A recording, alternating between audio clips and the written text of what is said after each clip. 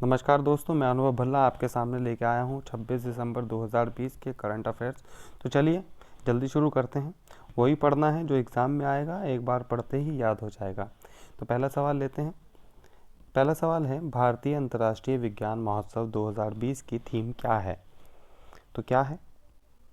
पहले, आत्मनिर्भर भारत और वैश्विक कल्याण के लिए विज्ञान। वैश्विक कल्याण, विज्ञान ही जीवन है। आत्मनिर्भर भारत, हमारा जीवन मानवता के लिए समर्पित। तो इसका सही आंसर है ए, आत्मनिर्भर भारत और वैश्विक कल्याण के लिए विज्ञान। इंपॉर्टेंट फैक्ट देखते हैं। विज्ञान व प्रौद्योगिकी और पृथ्वी विज्ञान मंत्रालय द्वारा विज्ञान भारती के सहयोग से भारतीय अंतर्राष्ट्रीय विज्ञान महोत्सव का आयोजन किया जा रहा है।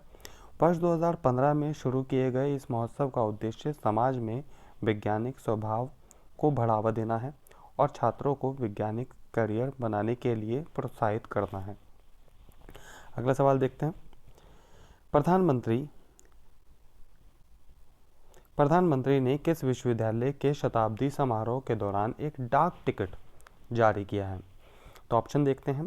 पहला है दिल्ली विश्वविद्यालय, अलीगढ़ मुस्लिम विश्वविद्यालय, जवाहरलाल नेहरू विश्वविद्यालय और जामिया मिलिया विश्वविद्यालय।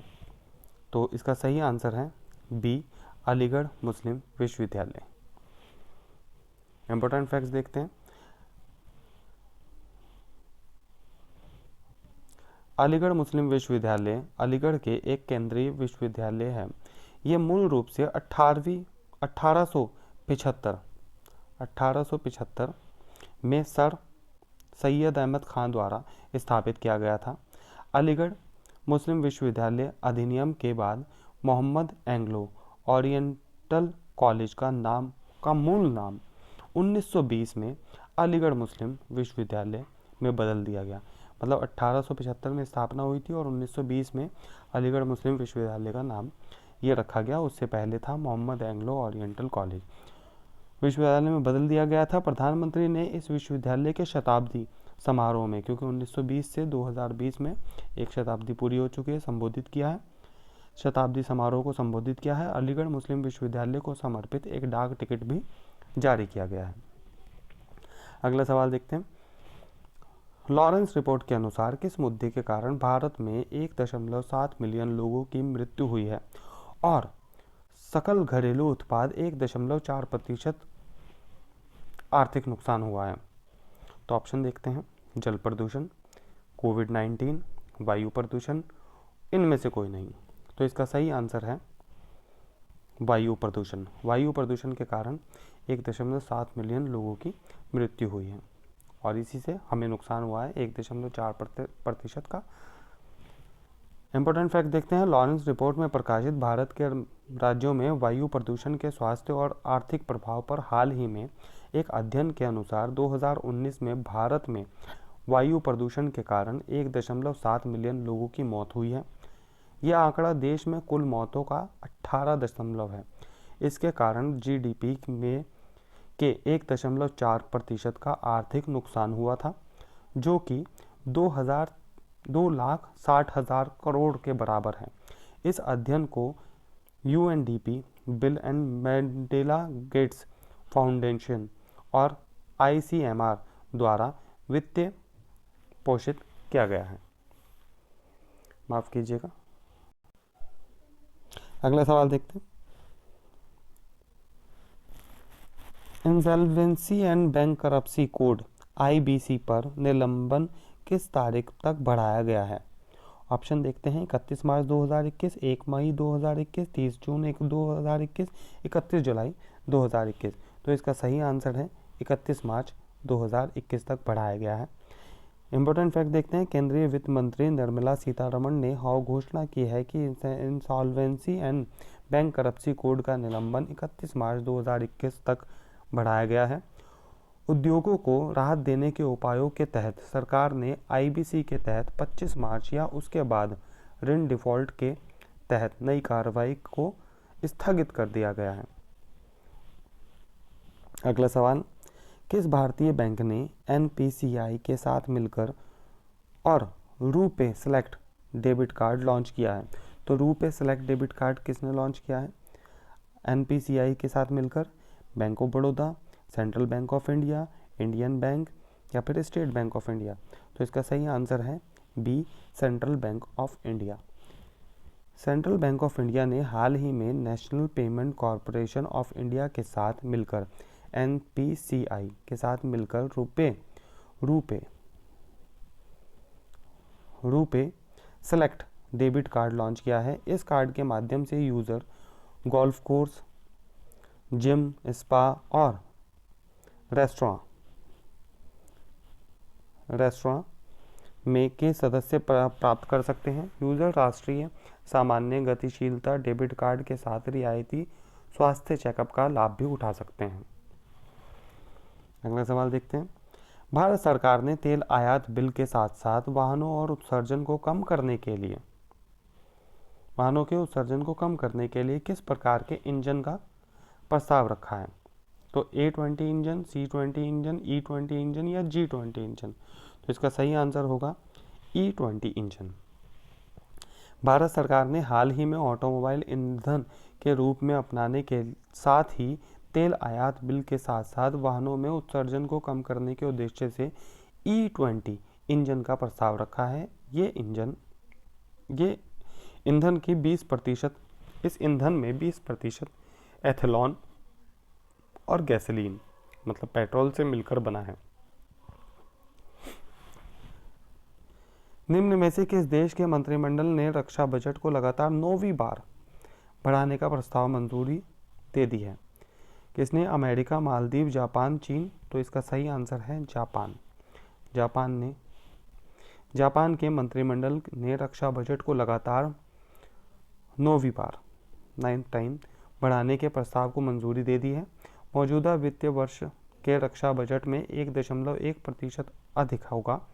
वित्तीय वर्ष 2021 में रिकॉर्ड 5.34 ट्रिलियन लगभग 51.7 अरब अमेरिकी डॉलर का रक्षा बजट पेश करने की योजना की है। बहुत ज़्यादा रक्षा बजट। राष्ट्रीय पुरस्कार से सम्मानित वरिष्ठ अभिनेता और किस पेशे से संबंधित जगन्नाथ गुहा का हाल ही में निधन हो गया है? तो वो किस उससे थे? फिल्म निर्देशक, कवि या लेखक गायक? तो इसका सही आंसर है निर्देशक। ये एक निर्देशक थे। राष्ट्रीय पुरस्कार से सम्मानित वरिष्ठ अभिनेता और फिल्म निर्देशक जगन्नाथ गुहा का हाल ही में निधन हो गया है। उन्होंने 1986 में एक फिल्म बनाई थी जिसका नाम था मित्रनिकेतन वेल्लनाड। केंद्र दर्शन के लिए राष्ट्रीय पुरस्कार से सम्मानित किया गया था इनको। अगला सवाल। हाल ही में किसने बंगाल के 24 परगना जिले में एक तेल गैस उत्पादन फील्ड को देश को समर्पित किया है? तो किसने किया है? प्रहलाद सिंह, नरेंद्र सिंह, धर्मेंद्र प्रधान और नरेंद्र पुरी। तो इसका सही आंसर है धर्मेंद्र प्रधान। केंद्रीय पेट्रोलियम मंत्री धर्मेंद्र प्रधान ने हाल ही में बंगाल के उत्तर 24 परगना जिले में राज्य में पहले तेल एवं गैस रिजर्व देश को समर्पित किया है। पेट्रोलियम मंत्री प्रधान ने कहा है कि कोलकाता से लगभग 47 किलोमीटर दूर स्थित है पेट्रोलियम रिजल्ट से उत्पादन शुरू हो गया है। केंद्रीय मंत्री नितिन गडकरी ने हाल ही में किस राज्य में 18 राजमार्गों परियोजना का उद्घाटन और शिलान्यास किया है? तो कहाँ किया है? केरल, गुजरात, महाराष्ट्र, राजस्थान। तो ये किया गया है राजस्थान में। केंद्रीय मंत्री नितिन गडकरी ने हाल ही में राजस्थान में 18 राजमार्ग परियोजनाओं का उद्घाटन और शिलान्यास किया है और इन परियोजनाओं की कुल लंबाई 1127 किलोमीटर है। इन परियोजनाओं के तहत हाईवे प्रोजेक्ट के निर्माण में लगभग 8,341 करोड़ रुपए का खर्च आने की संभावना है। अगला सवाल देखते हैं। इनमें से किसने नई दिल्ली में DGNCC डिजिटल फोरम की शुरुआत की है? तो किसने की है? Ajay Kumar, doctor Ajay Kumar, doctor Manmohan Singh, doctor Sanjay Kumar, doctor Harshvardhan. तो इसका सही आंसर है डॉक्टर अजय कुमार। हाल ही में रक्षा सचिव डॉक्टर अजय कुमार ने DGNCC डिजिटल फोरम की शुरुआत की है। ये फोरम एनसीसी कैडेट्स को एनसीसी के परीक्षण, समाज सेवा, सामुदायिक विकास और खेल और साहसिक गतिविधियों और अन्य सुझावों को साझा करने में मदद करेगा। अगला सवाल देखते हैं। निम्न में से किस उत्पादक कंपनी ने प्रतिष्ठित CII ITC सस्टेनेबिलिटी पुरस्कार 2020 जीता है? तो किसने जीता है? Coal India Limited, Adani Limited, NTPC Limited या इनमें से कोई नहीं? तो ये जीता है NTPC लिमिटेड ने। भारत की सबसे बड़ी विद्युत उत्पादक कंपनी NTPC लिमिटेड को कॉरपोरेट उत्कृष्टता श्रेणी में उल्लेखनीय उपलब्धि के लिए प्रतिष्ठित CII ITC सस्टेनेबिलिटी पुरस्कार 2020 दिया गया है। मानव संसाधन DK पटेल ने यह सम्मान ग्रहण किया है। अगला सवाल लेते हैं। केंद्रीय मंत्रिमंडल ने भारत और किस देश के बीच हुए संशोधन वायु सेवा समझौते पर हस्ताक्षर को मंजूरी दे दी है? तो किसे दी है? इसका सही आंसर है बी, अफगानिस्तान। केंद्रीय मंत्रिमंडल ने भारत और अफगानिस्तान के बीच हुए संशोधन वायु सेवा समझौते पर हस्ताक्षर को मंजूरी दे दी है। इस समझौते से दोनों देशों के बीच व्यापार, निवेश, पर्यटन और सांस्कृतिक आदान प्रदान में वृद्धि की संभावना है। तो आज के लिए इतना ही। कल को मैं फिर आऊँगा आपके साथ नए करंट अफेयर्स लेकर। तब तक के लिए पढ़ते रहिए, मुस्कुराते रहिए, देखते रहिए और अपना ख्याल रखिए, अपने बड़ों का ख्याल रखिए। धन्यवाद।